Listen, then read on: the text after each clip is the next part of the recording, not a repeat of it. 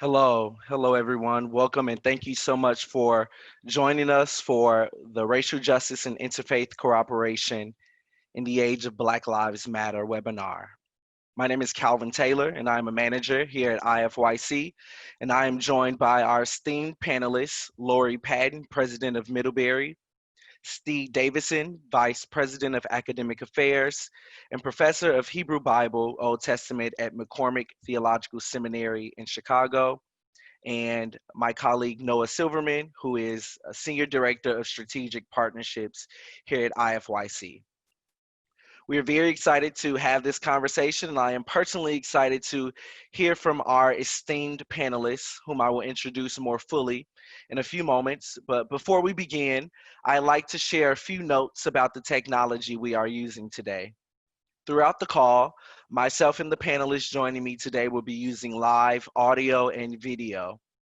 We are grateful to be joined by a closed captioner today who will be providing live captioning throughout this webinar. If you'd like to view the closed captioning, please select the CC button at the bottom of your screen. You may adjust the caption sizes by clicking the closed captioning button, then subtitle settings. You may view and participate in the chat by clicking chat at the bottom of your screen. There you may view messages from IFYC and also send messages to the entire group.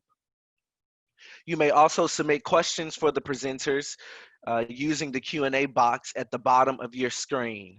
We will attempt to answer some or all of your questions verbally or via text during the presentation.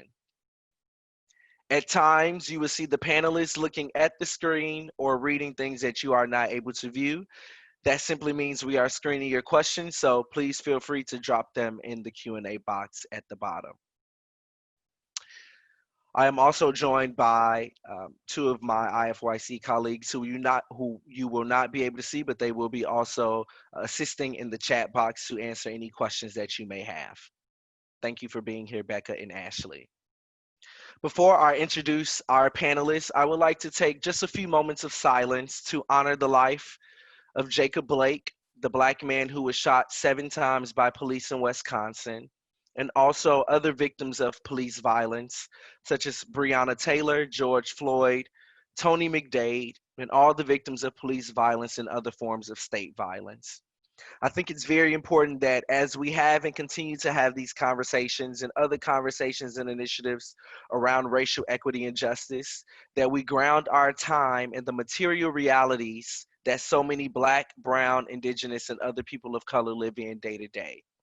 One of the things I hope to see happen and that I will briefly reflect on in my own comments is the academy, our area, becoming more familiar with the material realities of the folks who are not in the academy and allowing that to shape and inform the work that we do. So just for a few seconds, a brief moment of silence.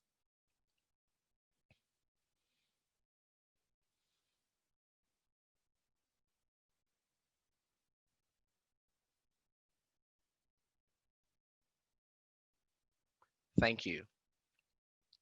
So to give you a quick rundown of how our time together will go, I will begin by framing our conversation and some brief reflections on a few themes. Those themes are the logic and language of domination, the role of scholarship in racial justice and equity movements, and intersectionality in the particularity of existence. Our guest Steed will respond to and expand on these themes in my comments. Excuse me. After that, Laurie will round us off by offering her comments and some comments on next steps and themes.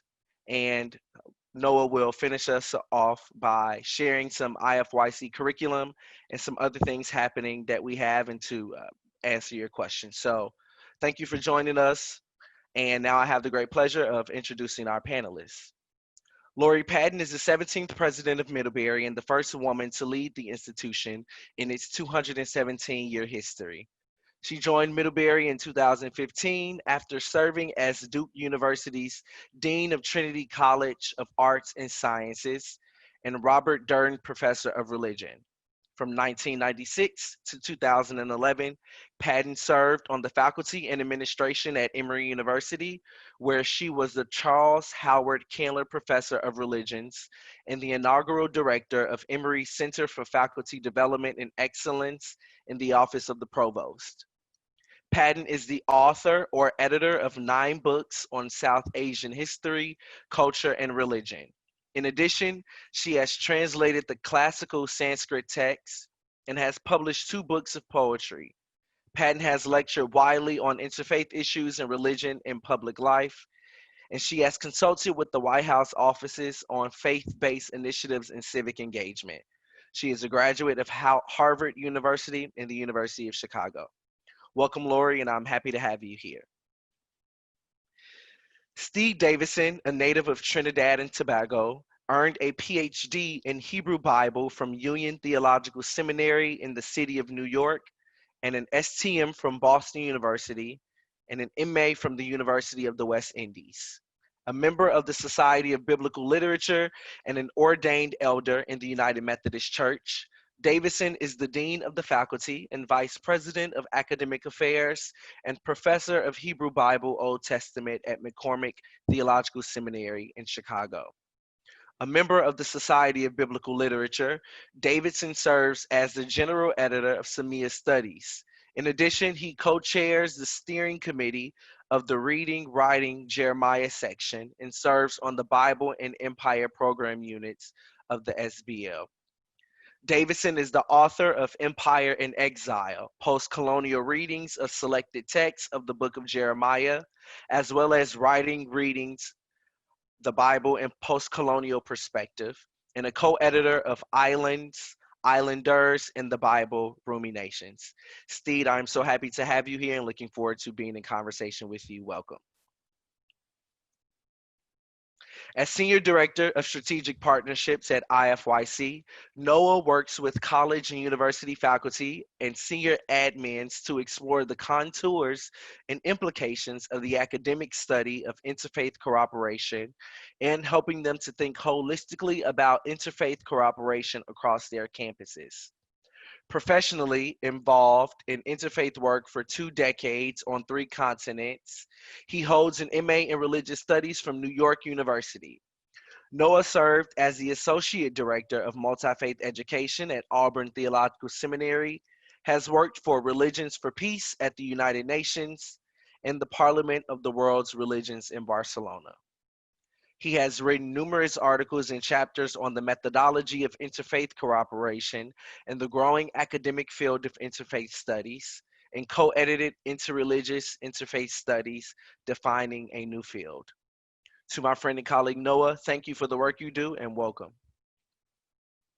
So I wanted to begin here on the topic of language and logics of domination because it is a conceptual framework. We know that a framework is a set of basic beliefs, values, attitudes, and assumptions that shape and reflect how one sees oneself and one's world. And so an oppressive conceptual framework is one that functions to explain, maintain, and justify institutions, relationships, and practices of unjustified domination and subordination. So when an oppressive conceptual framework, for example, is patriarchal, it functions to justify the subordination of women by men. And so an oppressive conceptual framework is one that conceives of and mobilizes power and privilege in ways that systematically advantage those at the top. Whether or not those at the top wield this power and privilege does not matter. And so in a classist society, wealthy people have the power and privilege to mobilize resources to self-determined ends. Sometimes this power and privilege enables the wealthy to not notice the ways socioeconomic status is a significant challenge to equality of opportunity. For example, poor people may be viewed as inferior because of their social condition, and thereby undeserving of the same opportunities or rights of the wealthy, often on the grounds that their poverty is their own fault. So when we understand this, we can conclude that an oppressive conceptual framework operates then as a logic of domination. This is the moral premise that superiority justifies subordination. The logic of domination provides the alleged moral justification for keeping those who are at the bottom at the bottom. Typically, this justification takes the form that those at the top have some characteristic that those at the bottom lack, and therefore the subordination is justified. And so, a couple of years ago, while I was volunteering at a refugee resettlement agency, I met a man from Somalia who had recently become a pastor. He shared with me that during his time in divinity school, he was completely shocked that the racism he experienced in his country by missionaries could be found in the conceptual and theoretical halls of Christian higher education in America and higher education in general. He was shocked at how pervasive the racism was, especially in early theologians and scholars' writings.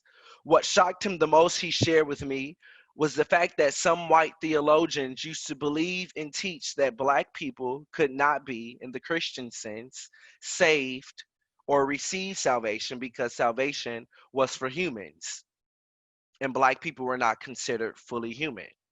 So the logic of domination is this: because white people, right, are human and can be saved or receive salvation, this imbues them with a certain type of moral authority that justified the subordination and subjugation of enslaved and free African and Black people. And so, as we look at the current moment we find ourselves in, it is clear that the conceptual framework that undergirds our society and industries is a white supremacist framework.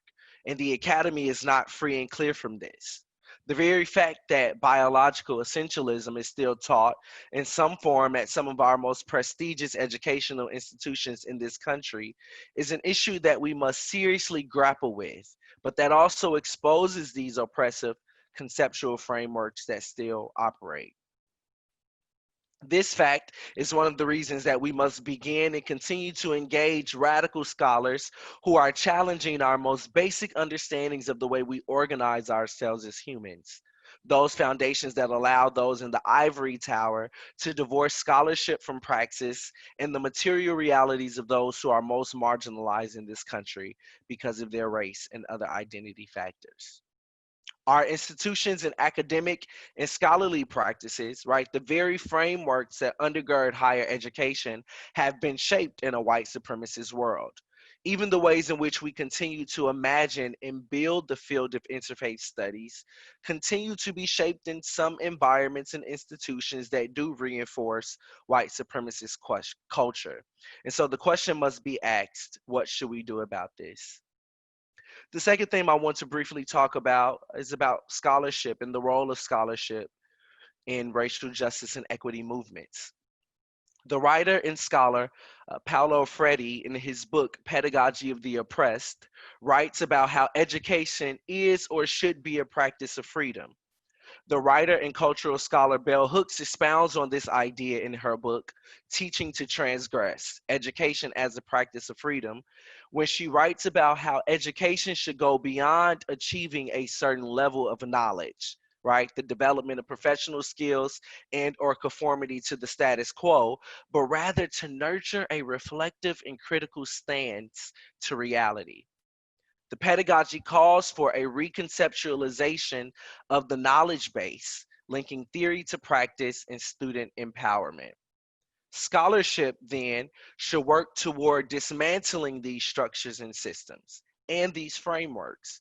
I often think about the work of the late Dr. James Cone and how throughout his career, there were scholars, particularly white scholars, who denounced Black liberation theology and at best marginalized him in his scholarship. But Reverend Cone understood the purpose of scholarship and intellectualism. In his seminal text, God of the Oppressed, he asks the question, what difference does it make that one should prove a philosophical point if that point has nothing to do with spreading freedom throughout the land? And so for so long, we have been taught that teaching, especially teaching religious studies, should be purely descriptive. But I believe that's part of the framework that upholds and perpetuates white supremacy, because the ways in which many of us were taught to teach religion and even other subjects in the humanities were created and taught in a white supremacist academy. And so, what's the point of having the power to teach and shape people, especially young people, if it is not toward freedom? That is why I am so encouraged and empowered by the radical traditions and frameworks of the Black church. Let me share a story to close out this point. I had the privilege of meeting and working briefly with a womanist scholar who is an ordained elder. I had recently read a text by her that is still engaged as a primary text in many courses. I asked her what drew her to the work that she does. And she shared that it was the Black church that showed her how the engagement of text, or any written text, not just religious text, but any religious text, reaches its full potential when it is able to stimulate the reader in a way that both changes their mind and heart and mobilizes them to act on behalf of humanity. My final point will be on intersectionality and the particularity of existence. Womanist theologians often write and teach and proclaim that once Black women are taken care of, or once their experiences are centered, then everyone will be free, because Black women are the most marginalized in our society when we consider how they experience racism and sexism or misogyny.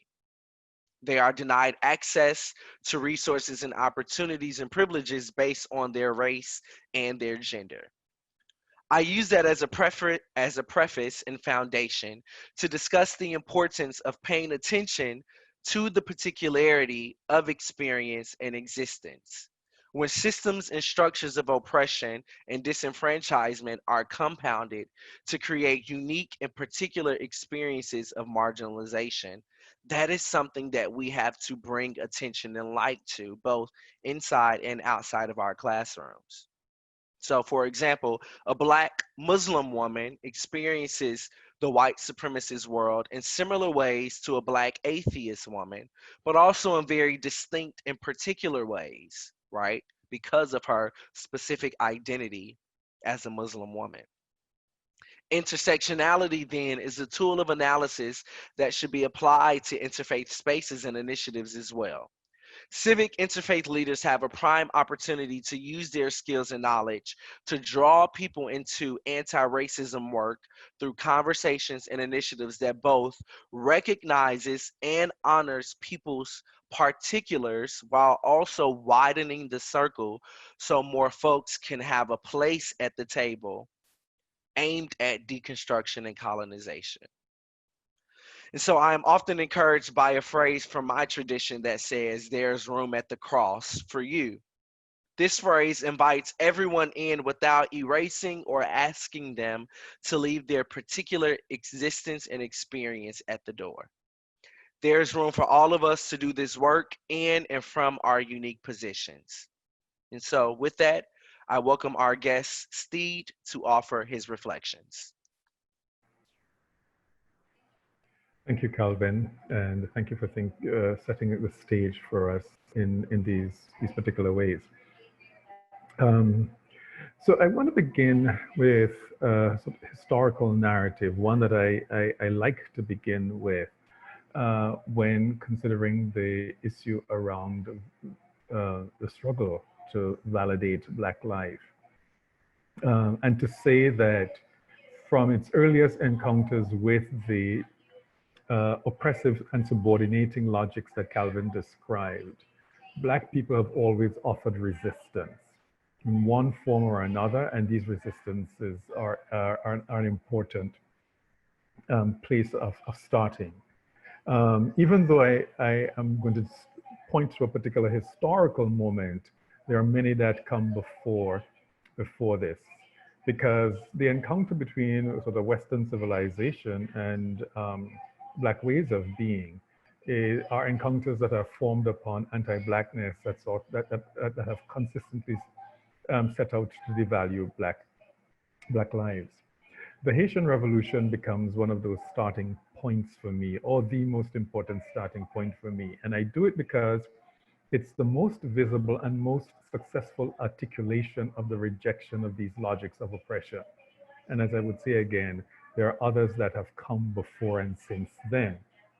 But the revolt by enslaved Africans in the most prosperous European colony in the Americas at that time is instructive in many ways and for many different purposes. But for today's conversation, one of the ways it doesn't always get featured is the role of African religions in the effort to assert the validity of Black life. And that becomes an important thing for us to pay attention to in this broader conversation on interfaith cooperation. Here's an interesting development that's relevant to what we're talking about. The Haitian enslaved Africans in Haiti had several other religious options, one of them being the dominant Roman Catholic Church and maybe some smatterings of Protestant churches at that time. It's arguable to what extent Protestant churches were present in Haiti in a discernible way at that time. And of course, whatever it is, the Christian church offered no support for the enslaved Africans. And one of the reasons why we will see this sort of a lukewarm or distance from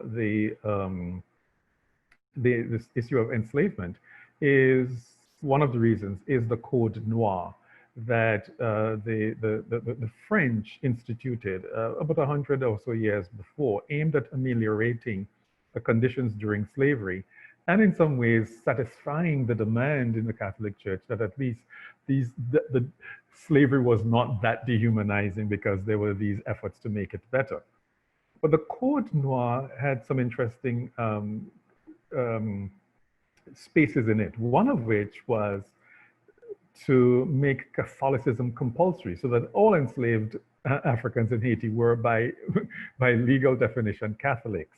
But it also expelled Jews from Catholic countries. So it's an interesting feature for me to raise the issue of the Code Noir within a context of talking about interfaith cooperation.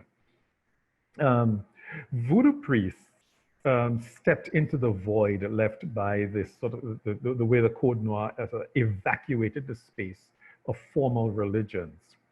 And we will see some of this, talked about by C.L.R. James in his book, the Black Jacobins, as he narrates for us the exploits of Bookman, a papalois or high priest.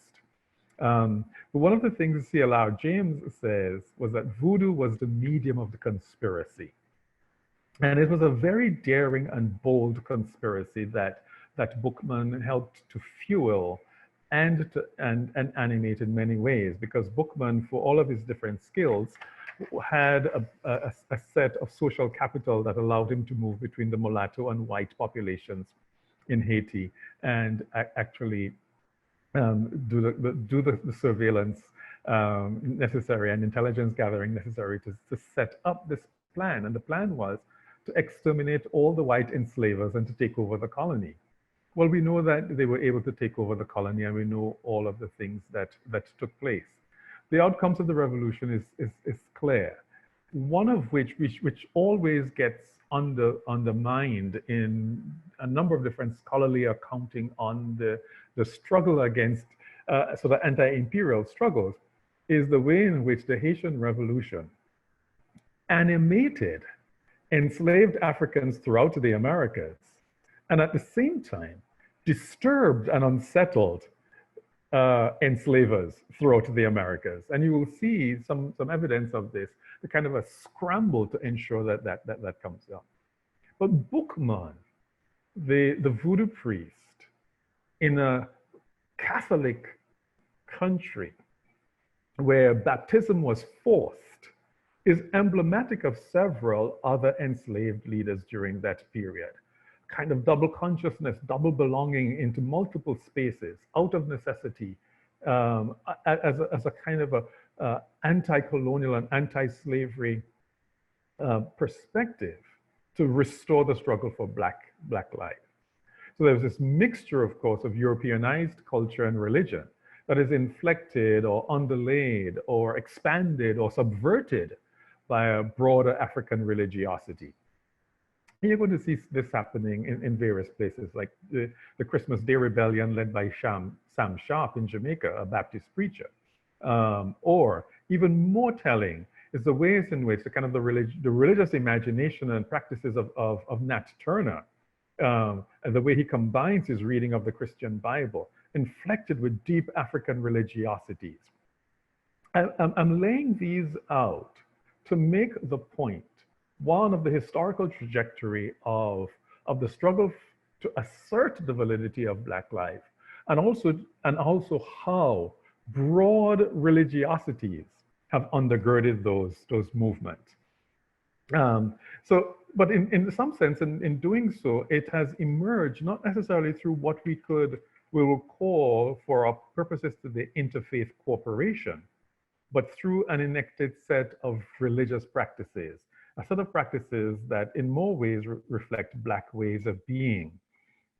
So the practice of religion, rather than religions per se, and by religions I mean institutions with dogmas and rituals and all of those structures, has been more critical to the emancipatory effort to assert the value of Black lives than anything else.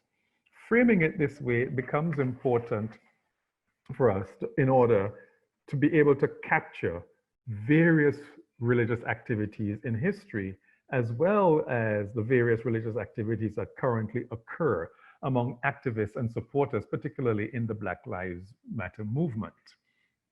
In general, during the civil rights movement, we will see some instances of interfaith cooperation, which is, of course, notably seen among Christians and Jews, that type of a participation. Younger generations, the Student Nonviolent, the efforts of SNCC to recruit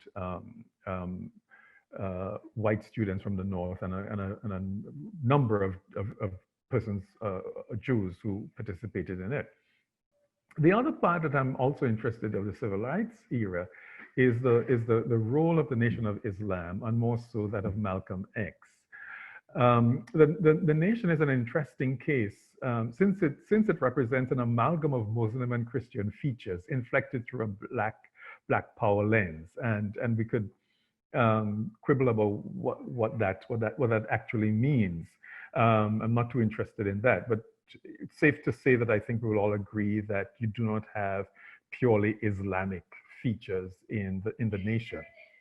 But I want to single out Malcolm X because his political activism has to be seen within the light of a belonger and a not belonger in a sort of an institutionalized religion, i.e. the Nation. So that X becomes much more politically active, much more politically strident than, say, the Honorable Elijah Muhammad. But we have to also mark Malcolm X as being nurtured in some form or fashion by Christianity that he combines with Islam. And so that what we're seeing in him is this mixture of a sort of a broad set of religiosities that in that way. But also, whether he breaks from the Nation or is expelled from the Nation, that's an argument we need to get into. He becomes in somewhat atypical of his contemporaries who belonged to religious institutions, and in some ways more typical of some of what we're seeing today. And that in the sense that we see a number of activists who do not necessarily belong, but who reflect a kind of eclectic religiosity that draws very deeply upon Black ways of being and Black ways of accessing the numinous, drawing on symbols and teachings of main religions that have become important to them and vital to them. And at the same time, rejecting those same religions because, I think as Calvin is pointing out, they are built upon these logics of oppression and domination and subordination. And so in many ways, what we see in a Malcolm X is a willingness to critique whiteness from a broad conception and the institutions of whiteness, the state, the school, businesses, etc., and the ways in which they can become inimical to Black life. And we're seeing a similar set of things. The Black Lives Matter movement in some ways reveals that similar critique of religion, and mostly Christianity, and of course, mostly the Black church. And for most of the Black Lives Matter movement, they would not be interested in arguing the failure of white Christianity. That's a given, and that's not something that I think many of them will spend any kind of capital contending. But it's the Black church where you will find a whole lot more, particularly in the more recent evolutions of the Black church, where the Raphael Warnock tends to describe the Black church as the split character of a theologically conservative and politically liberal. But in more recent time, it's that becomes fuzzy. Those shades become fuzzy, and the political liberal part might not necessarily be as strong as it used to be maybe 50 years ago. Rather than belonging, then what you have is people drawing, being eclectic, being selective, and drawing on those deep strengths, some of which I think Calvin hinted at in his presentation, and supplementing them in other ways. I'm fascinated by the evidence, and it may not be as strong as it could be, because I am trying to gender this without too much data to support it, except through my own personal and other types of encounters. The role that traditional African religions is playing among many female Black activists today, that younger women are in some ways discovering and deploying and drawing upon the power of traditional African religions to support their life and work, and a kind of rejection of Black churches that they may or may not have been nurtured on, but certainly a rejection of dominant ways of being religious to fuel their activist work. I raise these sort of non-normative ways of religious being as a means of arguing the point of how to situate interfaith studies in ways that may capture those ways. I have been guided in my thinking from, this is probably 20 years ago now, when I took a course at Harvard Divinity School on African traditional religions. And the instructor was making a point in the first class that we need to see African traditional religions as a world religion.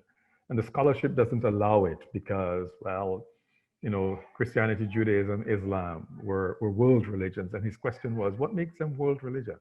Are they because they have a majority of people who practice them? And he, trotted out some numbers to make comparisons. Is it because they are in every part of the world? And he did a sort of a global scan of it. And of course, it's also the nomenclature of major religions in which the certain ways of being, African ways of being, can get lost. And they can get lost in also if we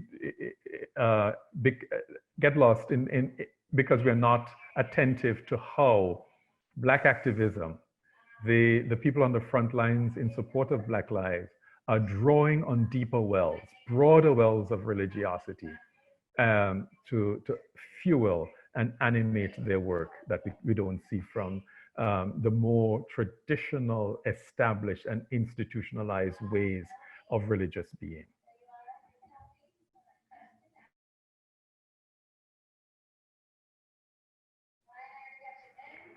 Okay, so with that, let me throw it over to Noah and invite him to continue the relay. No, it's Laurie, sorry. Right? That's okay. Laurie, you're on my right. So Calvin and Steed, thank you so much for your thoughts and ideas. I've been absorbing furiously and scribbling furiously. And the way we set up this webinar was that we had a chance to meet and talk beforehand, but much of my response to both Calvin and Steed was going to be based on what we heard in the moment. And so much of what I'm thinking about right now has to do with what's immediately struck me in the work that they've shared with us today. So I'm so thrilled and honored and privileged to have this opportunity. And I wanted to say how thrilled I am to be back in a IFYC webinar with all of you. It's just really exciting, and I can't wait for our conversation. One of the things that we thought might be helpful as we began to talk about how to position this conversation was for me to think from a perspective of a scholar of religious studies, as well as someone in an administrative role. And so one of the things that has really emerged as they say in India, you sit at the feet of a teacher. So sitting at the feet of Calvin and Steed on questions of the role of Black experience and Black religiosity in interfaith studies is thinking a lot about particularity and the power of particularity in religious studies. And I wanted to begin with a experience that I had recently as a leader in higher ed, and then jump into, I think about 8 points that are related to this question of how interfaith studies, and to Calvin's ideas of the intersection between Black studies and interfaith studies can be so vibrant, and also transform the way that we think about religious studies more broadly. So that's where I'm going to focus most of my work. But to begin with, I think this summer was a page turner in American culture around a kind of awakening or reawakening or re-inscribing for others, re-reminding for many of the pain of the Black experience and of the oppression, structural oppression that comes up from so many different levels, and that police violence against Black people is only one example among many of the kind of pain that our country as a whole has been built upon. Whether that can be sustained or not is another question. But one of the things that happened to me as an administrator, I write what I hope are somewhat pastoral letters to the community. And after George Floyd's killing, I wrote a letter that was what I felt was kind of the right tone about mourning, about focusing on the power of this moment and harnessing it. But I also included some reference and comparison to what we were struggling with around COVID. The younger generation of folk, particularly at Mid, they are really wonderful resistors and activists, felt that I had not paid enough attention to the Black experience in my words. And so I spent a week thinking about that and thinking that through, and then sent another letter a week later. And that really did try to honor and pay attention to the Black experience. It was an incredibly helpful lesson and learning experience for me. And what really struck me was back to Calvin's ideas about structures of oppression and the reflection that many folks need to do as they think about anti-racist work, of the ways that even unintentionally, we are complicit in those structures. Even as we try to name the issues, we remain complicit in those structures. And that work is lifelong.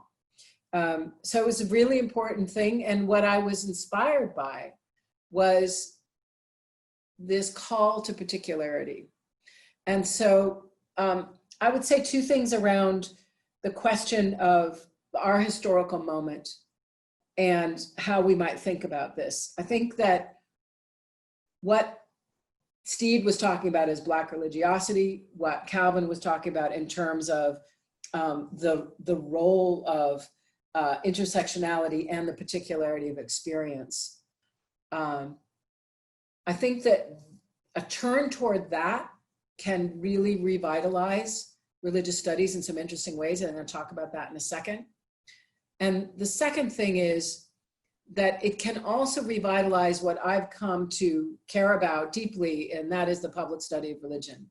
That's not just the sort of nomenclature of the day. It's something I've thought a lot about as the recent past president of the American Academy of Religion and our new mission statement, which has to do with furthering the public study of religion. I've just published the presidential address from last year that focused on 4 questions that I think could inscribe the public study of religion, and I'll post the link for you in the chat a little bit later.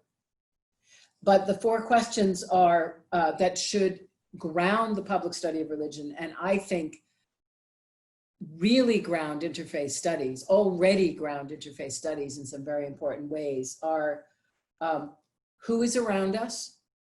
Who are we talking to? Who is seen and heard? And what work counts?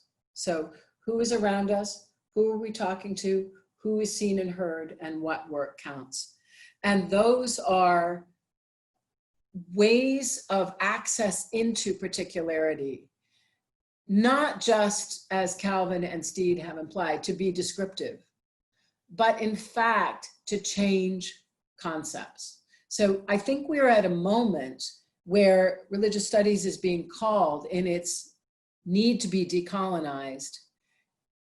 It's being called to be particular so that the particular can change the general. That is our methodological moment right now that I feel we need to do. And I think interfaith studies is really well poised to do that in the midst of religious studies. And so let me go through some thoughts about that. First of all, I think we need to acknowledge that in the academy, even as religious studies has a deep obligation to decolonize and pay attention to the particularity of Black experience, I also want to acknowledge that it itself has a precarious space within the academy. It's never fully established. And I think part of the work that we need to do is not get nervous about that, but claim it and claim the hybridity. I loved and was very moved by what Steed said about Malcolm X. I'm going to come back to it in a second, because I think if we claim our ambiguous status within the academy and our ambiguous authority within the academy, it's actually to our advantage in our decolonization work. So that's my first point. Take advantage of our in-betweenness. Take advantage of the fact that we're used to listening to voices that sometimes that other people may not take seriously, religious voices at all, and use that to to accelerate our decolonization. So that's first point that I learned from my teachers here today. Second, this idea of freedom that I think that Calvin mentioned very powerfully. I'd like to kind of put together his point 2 and point 3. Could we think about the role of scholarship in justice movements, for instance, the way Calvin was talking about it? Could we think about freedom through particularity now? Not freedom through the universal, but freedom through particularity. And can those stories that we find and those new concepts and ideas that we find, say in Vaudon or in Candomblé or other ways of being religious, can those stories change our theoretical frameworks? Not just because, hey, here's an example of X, but how does X actually give us a new theoretical concept that we can work with and begin to use in new ways in theoretical work, not just descriptive work, right? And I think that's a really interesting idea. I had a graduate student who basically wrote a paper in a theory of comparison class on the ways in which her research particularly in Ghana, and particular religious practices in Ghana and vocabulary of women religious practitioners in Ghana actually gave her better vocabulary than any theorist of religion. And she used those words to describe religious experience and to suggest ways of thinking about religious experience more generally. So that's an example. It was a brilliant paper. I loved it. And I think it's a really great example of that way in which we could think about freedom through particularity. An example would be, how could Vodun change our concept of salvation? Not just not fit in it, and therefore let's think it again. How could it fundamentally change? So that's the second idea. The third is that I think that interfaith studies, still on Calvin for a second, and then I'm going to turn to Steve, can really do this well because it begins with the experiential, and it has to be taught through the experiential. And it also is fundamentally focused on hybridity. And what I mean by that is because interfaith is either the meeting of two faiths or the blending of two faiths or the living together of two faiths or one faith and a none, a no faith, a secular perspective or two secularities, whatever that might look like. The two things that we need most to change religious studies from within, particularity and an acknowledgement of hybridity. Interfaith studies begins with that. Oops, sorry. And so I think that is incredibly valuable for us as we think about practices of freedom. A few points about Steed's comments. One thing that I believe is so important about his work and his approaches is I think resistance also gives us that vocabulary of particular models. And I was very interested because of his discussion of the Code Noir and the CLR James conversation, that when you think about the three terms that he used, animated, disturbed, and unsettled, those are the three things that we should be as we decolonize ourselves, right? Animated, disturbed, and unsettled. It's extremely uncomfortable, and it's exactly the way that it needs to happen. Either uncomfortable because we keep saying stuff that as resistors that we feel like we've been saying for decades and no one's listening, or it's uncomfortable because we keep trying to hear and we're not hearing, right? Either way, it's going to be hard. But I do think that his example of the Haitian Revolution illustrates a larger point that you're usually resisting something, and if you're effective as a resistor, your language is going to be incredibly particular. So the language of resistance is also, in my view, the language of particularity, and can give us models of change in some really interesting ways, and remind us that being animated, disturbed, and unsettled is absolutely essential. A second point in response to Steed is he mentioned the wonderful analysis that he's done of the kind of double consciousness of many resistors and how important that is, and how in a way that leads to a broad sensibility or a broad religiosity is the way he put it. And what I was thinking about and reflecting on is that it creates a kind of broad sensibility, and that broad sensibility is something that allows us to hold two or three forms in our head at the same time. And I think that's why he was using the examples of both the double consciousness of the resistors in the revolution, as well as the hybrid religiosity of Malcolm X, right? In both of those cases, the kind of richness of their approaches actually doesn't lead to a synthetic whole in any way. It leads to us understanding an individual person, an individual resistor who has multiple accesses to multiple faiths. And because it remains a person, an individual, we don't say, oh, there's a problem there. We just say, wow, that person as an actor in the world is able to hold and instantiate multiple perspectives. And I think that's another way in which, as we move into freedom through particularity, we can keep that sensibility of particularity the whole time, even as we think about the breadth that's necessary to move forward. What Steed did in his illustration was move backwards and forwards between a broad sensibility and the particularity of resistance in all of his examples. And I think that's also what we need to do in religious studies, is move back and forth as we accede to, as we respond to the call to particularity of Black experience.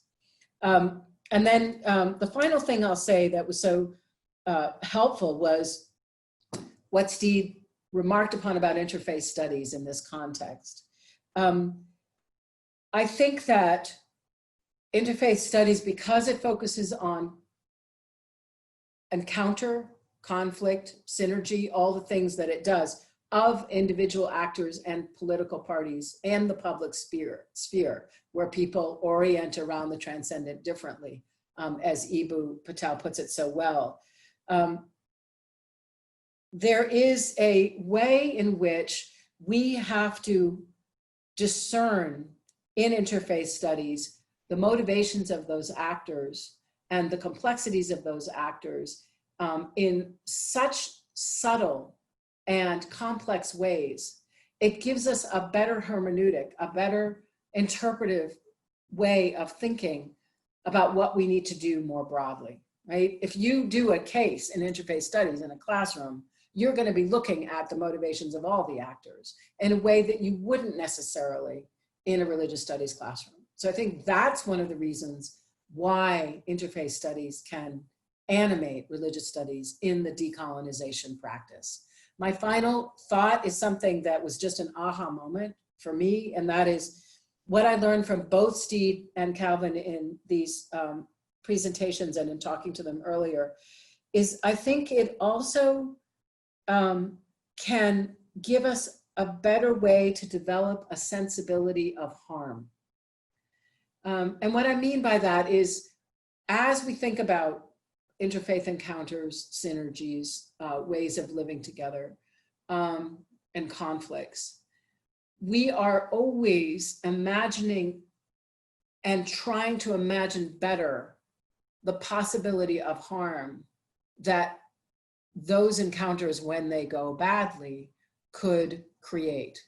And that is particularly true for interfaith studies. I think it's partly true for religious studies. But I think because we are so attuned in our interfaith approaches to these questions, I think further attention to the particularities of Black experience and Black religiosity can give us a deeper sensibility about harm, which means that we will stop and reflect before we proceed with our scholarship, back to Calvin's point, because we have reflected differently on Black religiosity in an interfaith context. So I'll stop there and just thank my colleagues once again for extraordinarily thought-provoking presentations. And now we need to turn to Noah to think about interfaith studies and some of its possibilities. Thank you, Laurie, and thank you to Steed and Calvin as well. It is it's an absolute pleasure to be with everyone this afternoon. I have the challenging position of following up 3 really thought-provoking presentations and trying to add yet more fuel to our collective thought. But I also have the easier task of presenting a little bit more of some concrete tools that might be able to be useful to all of you as we, or as many of us, head back to campuses, both virtual and in person in a few weeks, and begin trying to engage some of these topics with our students and with our colleagues.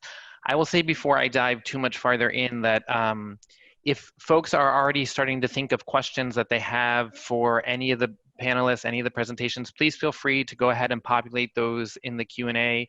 I will try and be relatively brief, and then we'll be able to turn to addressing some of those questions. So please go ahead and pop those in. So I will, in just a minute, I will share a little bit about how IFYC is thinking about this intersection of interfaith studies and Black religions broadly, or sort of Black liberation theology and the Black Lives Matter movement. But before I do that, I'll sort of take a step back and sort of reflect on some of what Steed and Laurie and Calvin mentioned as it pertains to interfaith studies as an academic field or subfield. And actually, that's a conversation that Laurie and I and other colleagues at IFYC have been having for a long time. I think what interfaith studies shares with many other newer disciplines or subfields of the past half century is it's got this sort of tripartite agenda that it's pursuing. On the one hand, it's offering a critique and a corrective to the academy as it has been institutionalized thus far. It is suggesting that there's a way in which we have approached the world and thought about the world and studied the world and represented the world in our institutions that is deficient. And interfaith studies in a way that is, I mean, no analogy is perfect, but in some ways analogous to Black studies or to feminist studies or some of these other newer fields, is saying that there's a lacuna in the way that we've thought about that, and is trying to point that out and offer that corrective across the breadth of the curriculum, across the breadth of how we do everything. So when you teach biology, you should think about the ways in which biology is understood and thought about differently across genders or across different religious and spiritual traditions and worldviews across the world. When you think about history, when you think about sociology, what have you. But then the second thing that it's trying to do is it's also saying this is a field in its own right. This is a discipline, or this is an area of subject and inquiry that we can pursue and ask our own research questions and pursue our own curricular projects in the specific space that we're conceptually carving out. And I think Steed in particular did a really remarkable job of naming what some of those projects, particularly some of those research and scholarly projects, are. And then the third thing that it's trying to do is it has a normative agenda. It has a social project that it is trying to enact in the world. And it is suggesting that it's not just that there's something wrong with the academy as such, but there's something wrong with the world that we are hoping to do something to rectify. And those three roles are always somewhat in tension with each other, and they're also they're in tension with a lot of the other phenomena that Calvin and Laurie and Steed mentioned about the academy and about social practice in general. I mean, this is perhaps an oversimplification, but I think it's important to note that interfaith work in all three of those valences has the potential to both sort of repeat patterns of domination and broadly speaking white Protestant privilege, and it also has the potential to subvert those. And we can see examples of each of those. There's ways in which the Interfaith Project has been and can be another sort of instance of white neoliberal colonialism, that your religious tradition needs to comport to the patterns that we have dictated from our white Protestant Christian understanding of what it means to be human and what it means to be Protestant. And if you meet those criteria, then you can engage in interfaith dialogue that is established according to our norms and our practices. But it can also work to subvert those very same structures and those very same patterns of domination. And so the transition that I'll make here into what IFYC is trying to do is to build curricular tools that help to exemplify the latter pattern as best as we can. And so at the start of this summer, in response to the sort of twin crises that we were all confronting of the COVID pandemic and then the widespread social unrest in the wake of George Floyd's murder, IFYC launched a new campaign that we called "We Are Each Other's." I'm going to pause for a second here as I share my screen. So hopefully you all can see this. So this is the website for the campaign, and it is a broad-based. It is meant to be a comprehensive response on the part of IFYC to helping our colleagues in the field of higher education to address these challenges and other challenges that the country is facing. I will share with you briefly, it's only 2 minutes, the sort of trailer video that we created that sort of frames many of the issues that we hope to address through the campaign, and then I'll talk a little bit more about our curricular offerings. So hopefully this works and everyone can hear me. We come from all over the world, carrying our history, our legacies, our stories, our ancestors and practices we've maintained for generations or created ourselves. We are orthodox and secular. We are searching and spiritual. We are black and brown and white and everything in between. We are civically minded, and when we look at what's happening in society, we think maybe we can help. We have faith in our communities, our families, ourselves, and we are inspired by our traditions to imagine an America that is different, an America that is more kind and compassionate and just. We know we can create one, especially when we come together, when we call on our crew, when we gather to work, when the many assemble as one for the betterment of all. Like those who have inspired us, they came from somewhere. They were young people, bridge builders whose visions and traditions compelled them to act.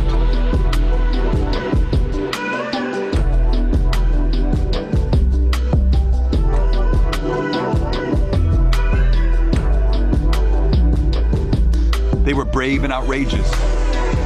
They did things that had not been done. They led acts of service across lines of difference. Today, interfaith leaders in communities, campuses, and in the streets across the country are engaging in conversations and actions that steer broad cultural change. And it starts with you and your story in conversation with others like you and not like you, a growing understanding of our difference and similarities that broaden our sense of who we are and who we are in connection to others, and what it means to renew the broken promises of our country. Become a bridge builder. America needs you. As Miss Brooks said, we are each other's harvest. We are each other's business. We are each other's magnitude and bond. Great. So hopefully that gives you something of a sense of the spirit and the framing behind the campaign that we're launching. As part of the campaign, we've launched and are in the process of launching, I should say, 3 different curricular tracks that engage the present moment in the vein of what we've been talking about. The one that I would say is probably most relevant to our conversation today is this one here, which is We Are Each Other's Interfaith Cooperation and Civil Rights. So this curriculum is actually, it's not yet available. It should be published in the second week of September, but it'll be hosted on the LRNG platform. And you can see here, this is what that platform looks like. This is the Getting Started curriculum, the initial curriculum. So it'll be comprised of individual activities that have various readings and different prompts for students to engage in. Our goal in designing this, and here I'm speaking a little bit more sort of educator to educator, is to create resources that both sort of can be engaged by students in a self-directed fashion. If that's what works for your context, you can give your students the link, they can work their way through the activities, they can submit their responses, and they actually have the potential to earn a digital badge that's been backed by IFYC and LRNG certifying that they completed the curriculum. But it's also meant to give particularly faculty and other campus-based educators just ideas of different activities and resources that you can engage with your students in a more modular fashion. So folks can feel free, you don't need an account to just go in and look at any of these and download the resources and sort of repackage them into whatever context fits your particular need better. The Interfaith and Civil Rights curriculum, the one that's not yet available, but that will be available shortly, I'll just take a minute and sort of walk through how we envision that, because it actually ties nicely to some of the things that Calvin and Laurie and Steed mentioned earlier on the call. It's comprised of 3 main parts. The first one is meant to engage students in a reflection on who they are in this work, their own sort of religious and spiritual and racial and ethnic background, and how they've thought about that and understood those terms and those ideas. And then it also introduces the framework of Deepa Iyer, who's a scholar who looks at social change and social movements, and particularly the different roles that are necessary for effective social change. And so we're encouraging students to take a moment to think about what role have they played and what role do they see themselves playing in social change right now? Not everyone is necessarily the charismatic speaker at the front of the protest. Not everyone is actually involved in the protest at all. Part of what IYER does so effectively is demonstrate that it takes actually many different kinds of roles to affect lasting social change. So the first part of the curriculum sort of encourages students to reflect on their own personal role in this work. And then the second part of the curriculum is a real deep dive into the Selma voting rights campaign in 1965 and looking in particular at the different interfaith relationships and different interfaith connections that were at work in that particular moment of the intersection between racial justice work and interfaith cooperation. So there's a unit that looks at SNCC, which Steed mentioned, and John Lewis, and some of the different inspiration and figures who were involved on the ground in Selma actually for years before Martin Luther King got involved. Then there's a unit that looks particularly at the relationship between Malcolm X and Coretta Scott King. There's actually some really amazing resources that are available on the conversation that took place between Coretta and Malcolm when Malcolm came to Selma. And this was post-Hodge, so post-Hodge Malcolm, and some of their reflections both across religious and also sort of divisions of their roles in the movement, and Malcolm actually reflecting in a very sort of self-aware way about what he could do, playing a different role from the role that SNCC and the Southern Christian Leadership Council was playing to help further their work. So there's a unit that examines that. Then there's a unit on the murder of James Reeb, and it looks at how that murder sort of galvanized the larger national movement, but the sort of the racial politics behind why it took the murder of a white person to affect that, when obviously many African American and Black bodies had been tortured and murdered for months leading up to that moment, and some of the ways in which the Southern Christian Leadership Council and others leveraged that to positive effect. And then there's a unit that looks particularly at the relationship between Abraham Joshua Heschel and Martin Luther King, which is perhaps the most well-known interfaith relationship at play in that moment in time. So that's the second sort of suite of modules in the curriculum. And then the third component tries to pull the lens back out and look at how Selma was just one moment in what's actually a longer history of connections between interfaith work and racial justice movements in the 20th century. So there's a unit that looks at Gandhi's Satyagraha movement in South Asia and the ways in which he was very intentional on drawing on the religious resources of the diversity of South Asian religious traditions in the work that he was doing and others. And then there's a unit that looks at the struggle against apartheid in South Africa, and again, some of the interfaith connections and the roles of churches and synagogues and mosques and other religious institutions in that effort. And then there's a unit that looks at Black Lives Matter today and some of the religious and spiritual connections undergirding that work, which Steed already began to speak about.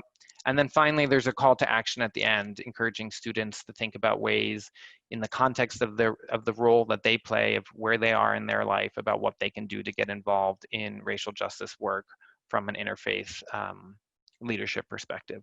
So that curriculum is in active development right now. I should say we're developing in partnership with Faith Matters Network, which is another wonderful organization that's run by brilliant IFYC alum Jennifer Bailey, and it should be available for folks to engage September 14th, I think is the precise date. So with that, I will stop speaking and hopefully we can get to some Q&A. I confess I now don't recall whether I'm supposed to pass it back to Laurie or to Calvin to facilitate the Q&A. I think I'm supposed to go to Laurie. Yeah, hi everybody. I think we have two. When I'm looking at the queue, I just see one queue in the Q&A from Kirk. Hi, Kirk. And I just want to, you probably have seen it, but what he's raising, and I'd love to hear Calvin and Steve's thoughts about this. I have a couple of thoughts of my own, but it's a larger, wonderful comment / query about Anthony Pinn's work on Black humanism, thinking about the ways in which our search for meaning making and talking about religion and spirituality when we're decoupled from institutionalized religions may, particularly for our students and younger generations, maybe Anthony Pinn's idea, which is humanism arising from Black experiences, might be a resource for shaping or reshaping discourse around religious and spiritual meaning really beautiful question. I'll turn to both Calvin and then Steed for some thoughts on that.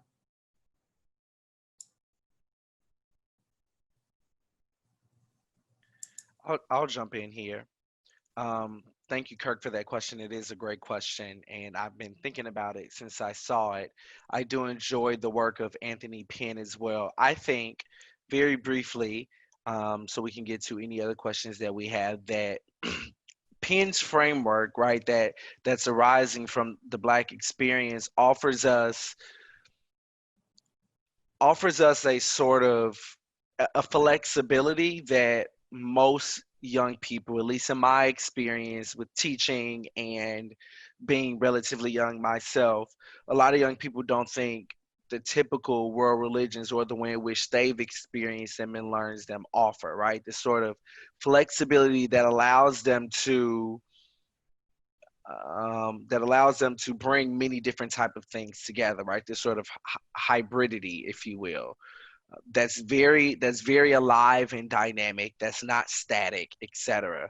Another thing that I think is, for so long, Black people in this world, but especially in this country, have had to demand that our humanity be acknowledged and respected, right? And so I think that's one of the reasons we see the phenomena of whenever Black people are making meaning of anything, but especially spirituality and worldview identity, it starts from a humanist perspective most of the time. Because if my religion doesn't affirm my humanity, then it's a non-starter, right? And so those are just some of my initial thoughts. I'm still ruminating over it, and would love to hear Steve's comments. Yeah, thank you for a thought-provoking question. So one of the things that sometimes gets missed, and I'm not too sure with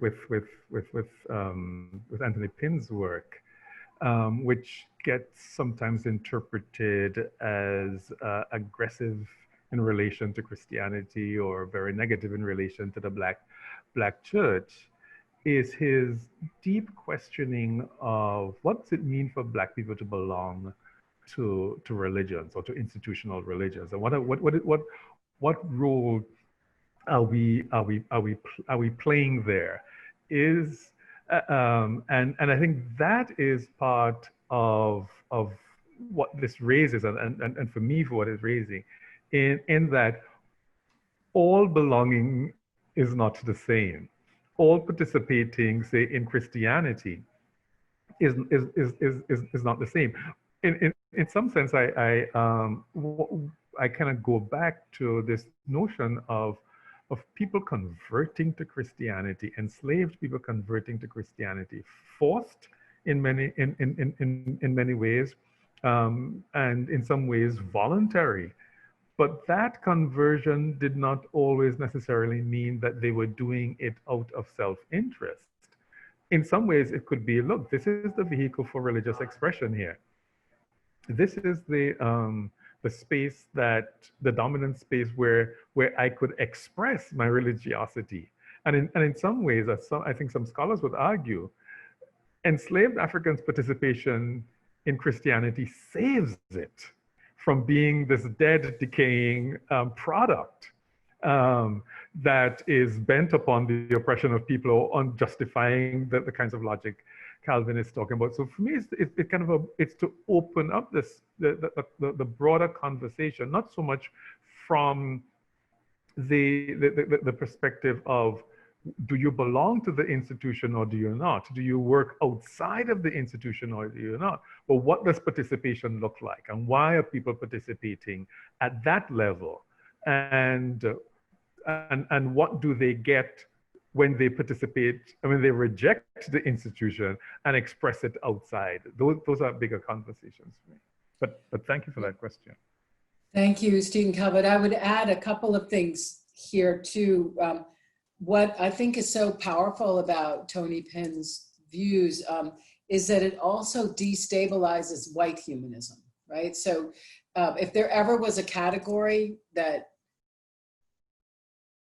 was the generic a white category that supposedly stood for the generic, it would be humanism, right? You think of a number of different ways in which it's informed society, but everything else that isn't white humanism is specified, right? It's the difference between the unmarked and the marked. So you have Jewish humanism, et cetera.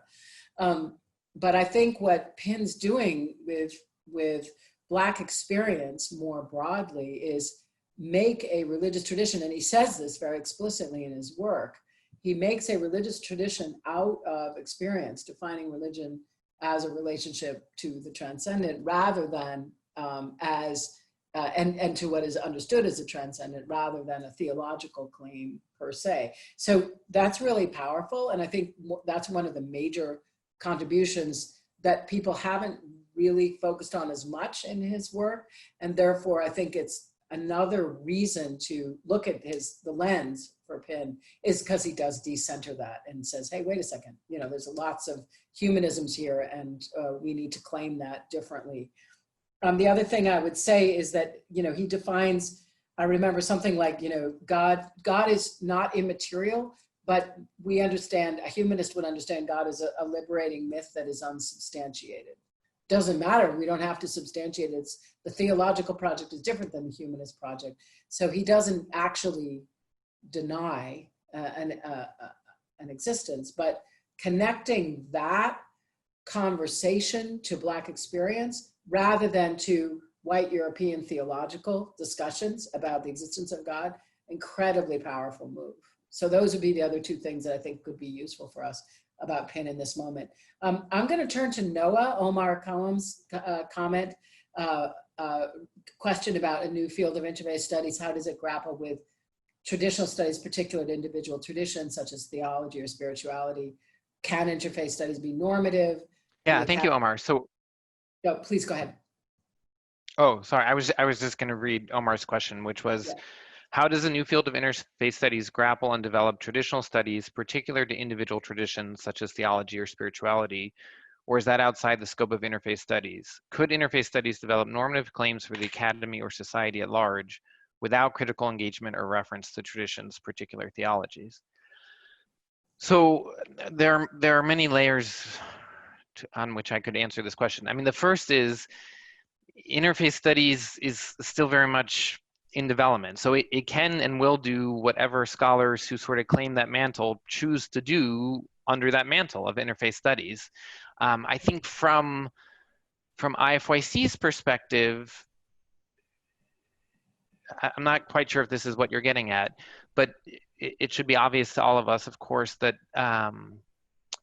different religious worldviews, different traditions have not just different, but frequently mutually incompatible understandings of what is justice or what the corrective, what the normative goals for society ought to be.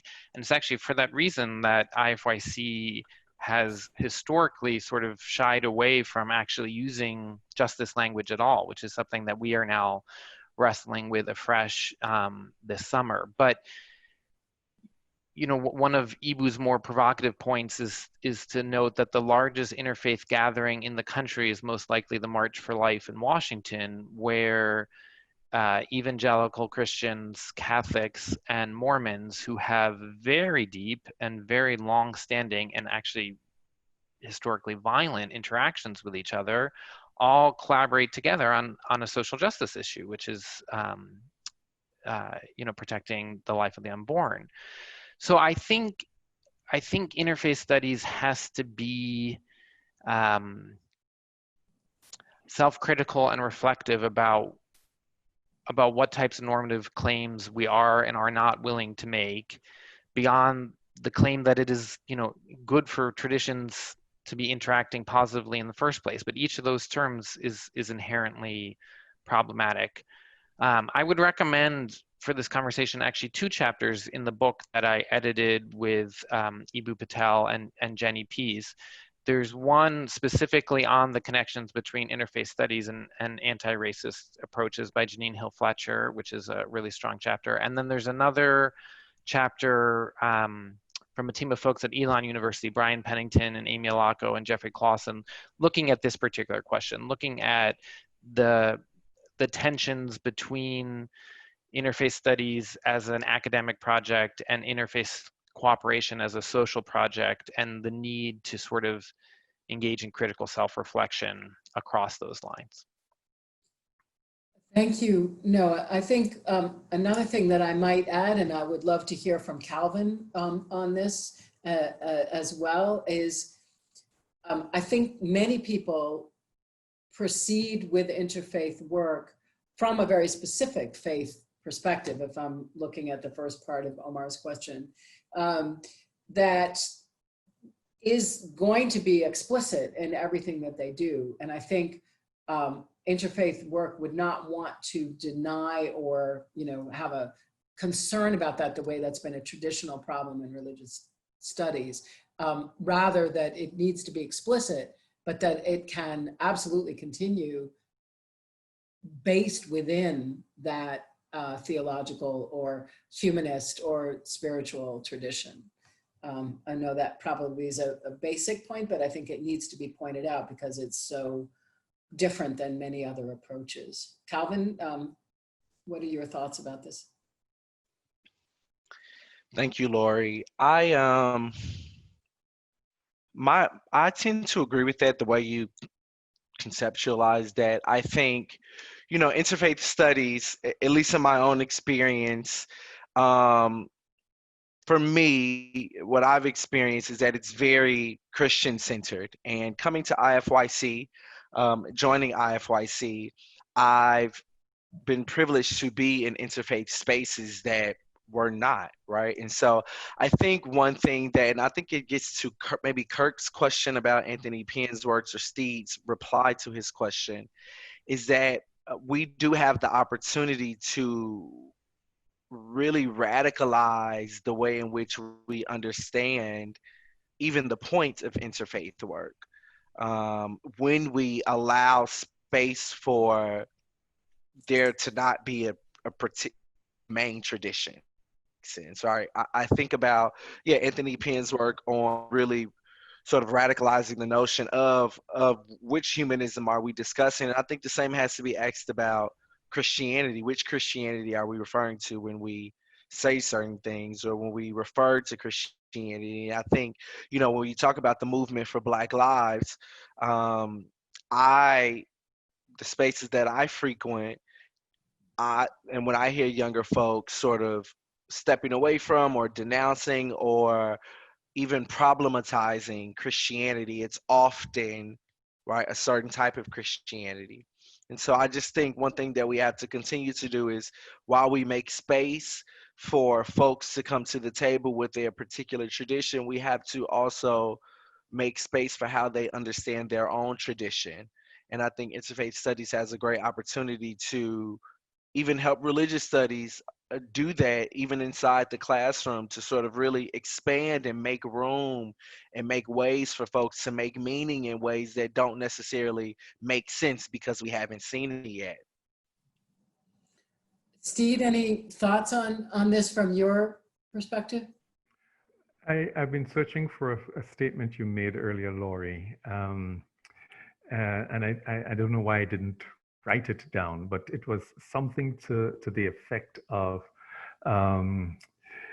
that interfaith cooperation is something that I'm putting it in my own words, but it is a thing that should not really be happening. That if people are sort of dedicated to their own faith, having people coming from multiple faiths getting together, like that's a non-entity. And it is harnessing the power of that subversive act and pushing it beyond what the faiths allow. So, which goes to Calvin's point about that you will see Christian denominations making it fine and comfortable for members to have these sorts of things, but what they're doing is defining what that relationship looks like. It doesn't. They're not exploding all of the possibilities and allowing for all of the possibilities that interfaith cooperation could occur. Yeah, we might be able to have some prayers said if we negotiate how we use the name of Jesus or that sort of a thing. We might be able to have something as long as it doesn't feel like it's Eucharist. So that the real heart of the interfaith life and interfaith studies, and if you could remember the statement, Laurie, I would really love it. I think it's that kind of subversive hybridity that then challenges normative claims and unsettles them in some strong ways. That may say, well, hold on, I don't know that we're going to be doing normative stuff here. Yeah. I think, I don't remember exactly what I said, but part of the way that I was thinking is that, you know, interfaith, any interfaith encounter is extra, right, to the religious worlds that prefer to remain self-enclosed at a certain level. That I learned the term extra, the way it's used now in, you know, my adolescent niece's world is, it's sort of odd or incomprehensible, or, you know, that's random or that's extra, right? And so I think that there's a way in which one of the things that I think about in the work that I'm doing in the public controversies around the study of religion has to do with scandal, and scandal as it is defined both as, you know, something which is shocking, horrid, or comes to light, which has been hidden. But it's also, I love these two definitions, it's also something that is neither here nor there, like sort of, you know, nowhere to be grasped. And the third is a gross irrelevancy to the court. In other words, it's like a piece of evidence that's introduced that the court has no way of dealing with or nothing to do with, which is a early modern definition that's completely lost. Nobody uses it that way anymore. But the resonance of it is so powerful because it's not necessary. And I think there's something about the unnecessariness of interfaith work that is also resistant. And of course, the other side of it is that IFYC is premised on the idea that it is so deeply necessary now that one can no longer even begin with that premise that it is in some way unnecessary. So I think that dynamic, I think, is really interesting and important. And yeah, I like the way you framed whatever I said. So that's great. I think it's my job at the moment to turn it over back to Calvin because we do need to wrap up now. But just to say how much fun and this was, and how great it was to see everyone and to be connected to all of you through this. And I'll turn it over to our gracious host. Thank you, Laurie. Thank you all so much for joining us. It's been such a pleasure to be in conversation with my friends, Laurie, Steed, and Noah. We're wrapping up. I just want you to know that I would like for you to go to ifyc.org/online learning, where you can find the recording to this webinar as well as past webinars that we've done. This one will be available in the next few days. And also just explore IFYC, and please reach out to us if there's a way that we can assist you as you are transitioning back to class and to campus rather. And as you're teaching interfaith studies or any other subject, we would love to be in conversation with you. Great to spend time with you all. Please reach out, and we look forward to seeing you next time. Thank you to my guests, and I hope everyone has a great day. Thank you.